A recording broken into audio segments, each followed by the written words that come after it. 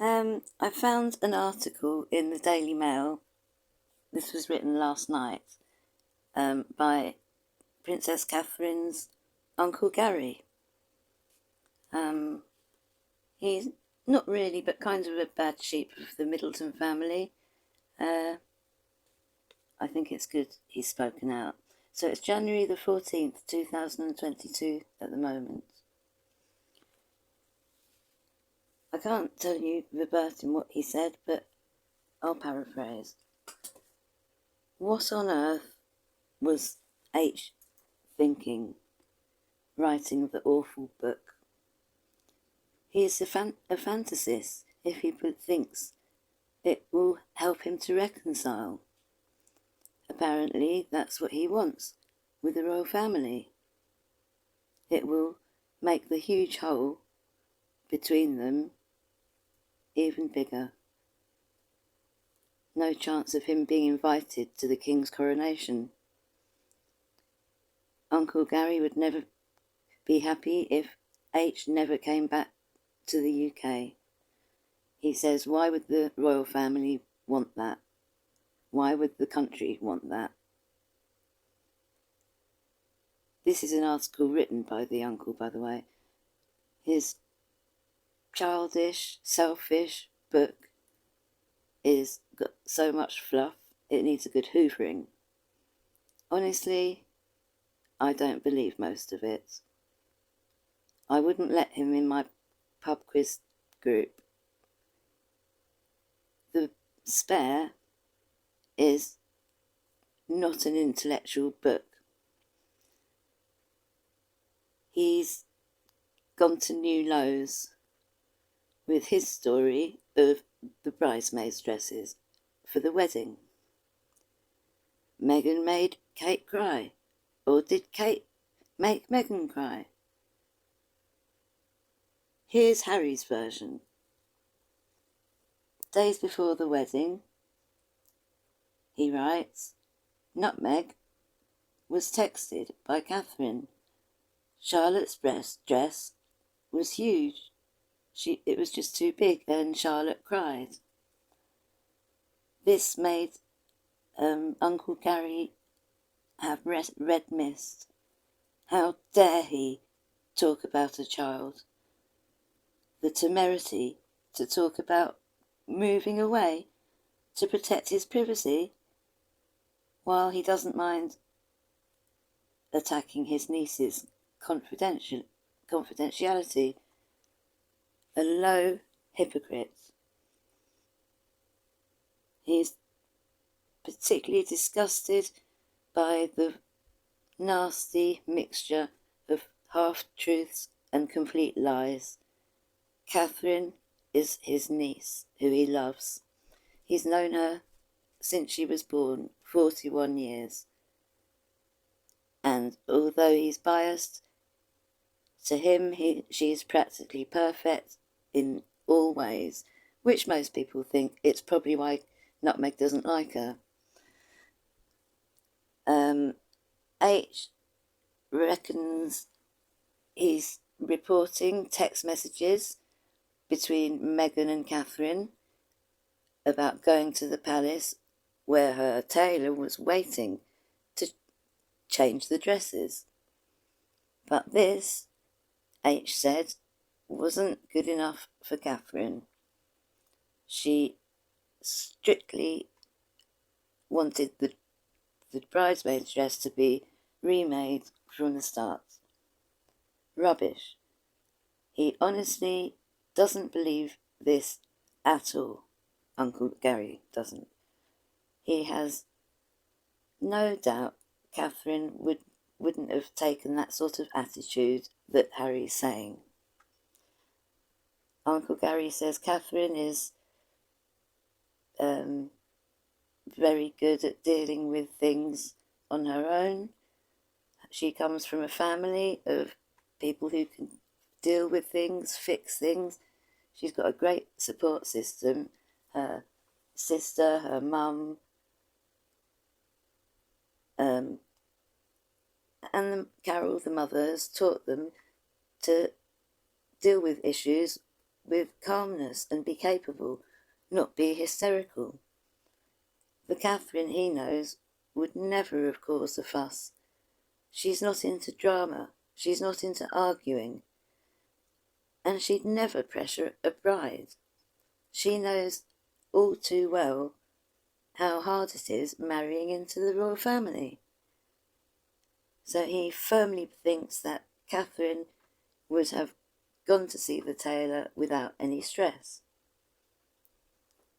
Harry said that Nutmeg was sobbing on the floor when he came home, and that Catherine brought round flowers as a peace offering the next day. He thinks a classy way of trying to reconcile it's something his niece would do. He believes that she may have taken flowers, given them to Nutmeg, because she's a kind person, she has empathy, and would have wanted Nutmeg to be happy.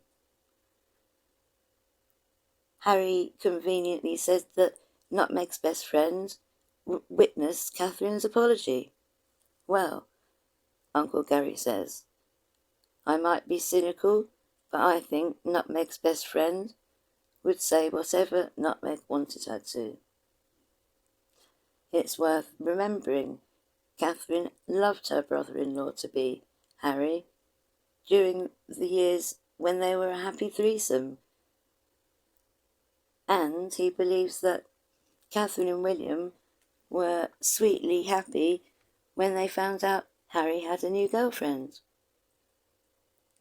Catherine would have wanted her new sister-in-law to be a friend. She'd have loved to have someone to accompany her through the remarkable, challenging, entitled, non-private royal life. But, he says, if there's a book on how not to behave when marrying into the royal family, Nutmeg has been doing it word for word. Entitled, crass, insensitive. She claimed it must have been Catherine's hormones that made her forget so soon after Prince Louis was born. Catherine was rightly upset. She'd hardly met Meghan. It's bad manners to be so presumptuous. Uncle Gary wouldn't say that to his mate's wife, and he's known her for decades. Then he talks about the huge arrogance of the first formal meeting. Nutmeg trying to jump on William and get her hug, and then saying, I'm American, as if that's okay.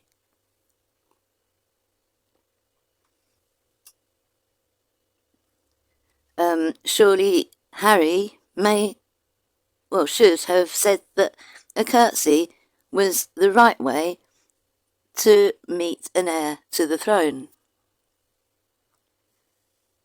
He says it's low, too, that the book has so many nasty descriptions of Catherine and William's attitude, the thin-lipped smile when Nutmeg came to visit, Catherine's anger, white-knuckled, gripping the armchair.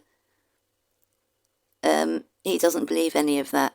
He says Catherine is a kind person. She's always been like that. She wouldn't know how to suppress anger because she just doesn't feel like that. She's not that sort of person. Nutmeg said that she didn't know the national anthem words. Uncle Gary says that Harry should have taught her or showed her Google. Going barefoot, wearing ripped jeans when William and Catherine first came to dinner. Wouldn't you make an effort if you were meeting the future king for the first time?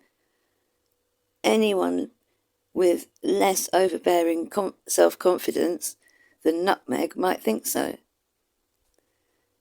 Uncle Gary remembers his first meeting with Prince William. It was before the announcement of the wedding, in the kitchen at the family home in Berkshire. He was too taken aback to bow as he walked through the door.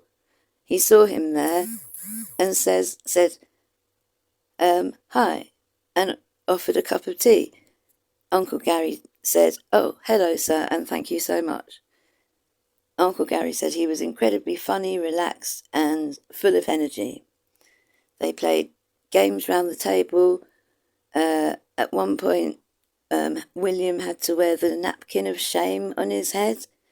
Yet Harry remembers his brother constantly scowling.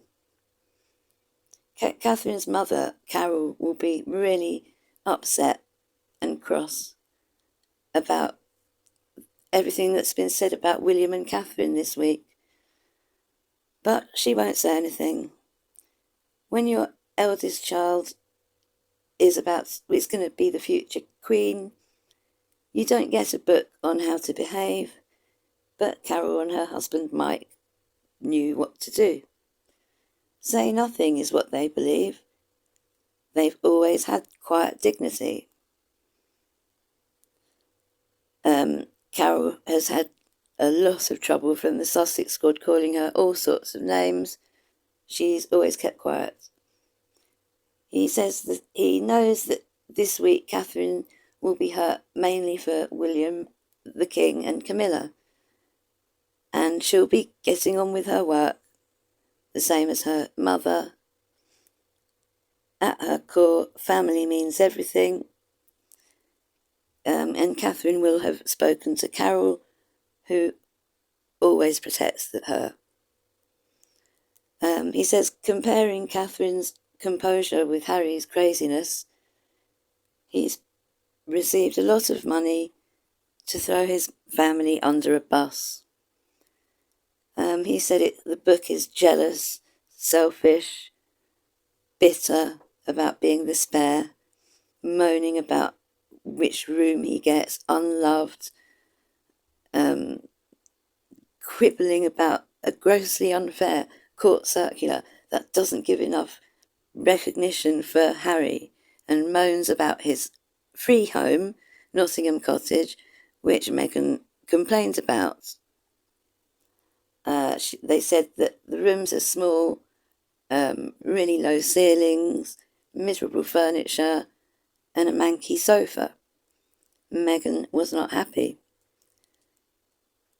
Uncle Gary says, let me explain about younger siblings. They get the small rooms. That's just how it is. And he talks about the envy of William and Catherine's apartment. Harry whines about every detail. Bookshelves, priceless art. 2 things to note, he says.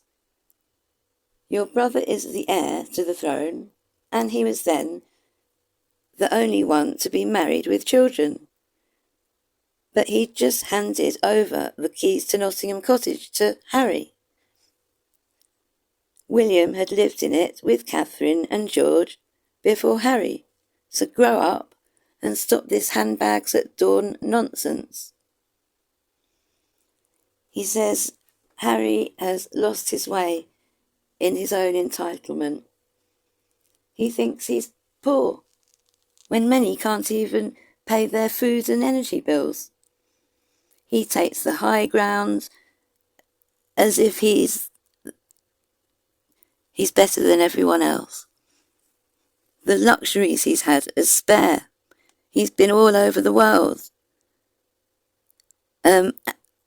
His wedding, he says, a shoestring affair, is disgusting. Uncle Gary thought it looked amazing to us commoners. I didn't know he'd said that about his own wedding. And the love that the king felt for Harry is so obvious. In the way he calls him my darling boy, it's clear that the king never showed bias to either of them and loved them both equally. So why has Harry repaid that by breaking his father's confidence in the worst way? Trying to say he looks like an old man. He believes that Uncle Gary believes that Harry had the better role, freedom, choice. Uncle Gary would take the part of the spare any day. William has jobs, charities, obligations that he has to do for the whole of his life. Harry, if he had been creative and ambitious, he could have done great things for the world. But what's he done with that privilege? Nothing. Uncle Gary says one thing who could teach him about being a nice younger sibling, his niece Pippa, 2 years younger than Princess Catherine. She's wonderful. Uncle Gary was at her wedding. And who came to find Uncle Gary but Princess Catherine and Carol, smiling, hugging him.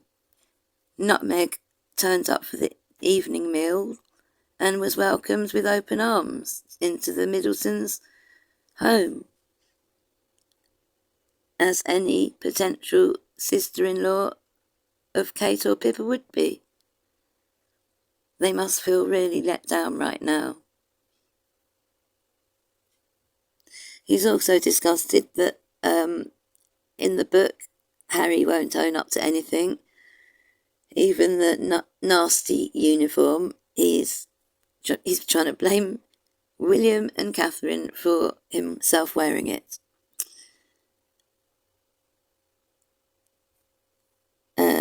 He doesn't understand why Catherine was dragged into it. Harry messed up. He was 20 years old. He should just accept it and apologise. And on it goes. He thinks that Harry seems jealous of his brother for growing up. He feels hurt that William got married. We'd never do this again. We'd never do that again. Well, yes, Harry. Grown men move on to new phases in their lives.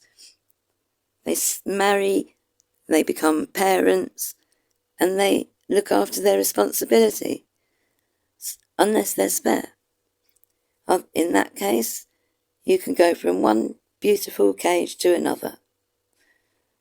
But this time in California, with no friends, family, purpose. He finds it hard to say, but once these commercial deals are done, what's left? Apparently there's a memoir from Nutmeg. He shudders at the thoughts. Anyway, he's Uncle Gary saying that Harry has launched this missile at his own family. He's outed himself as a total hypocrite, whining about privacy, then discussing confidential conversations about personal matters involving his own niece. He courts the media, grants interviews for his book sales, yet he hates it for the intrusion into his life. He thinks that in writing the book, Harry overstepped the line and doubts that his family will ever forgive him. So, that's the article. It was written by Uncle Gary, and I had to say it without saying it. So, I hope you all got that. Nighty-night. Don't let the squad bite.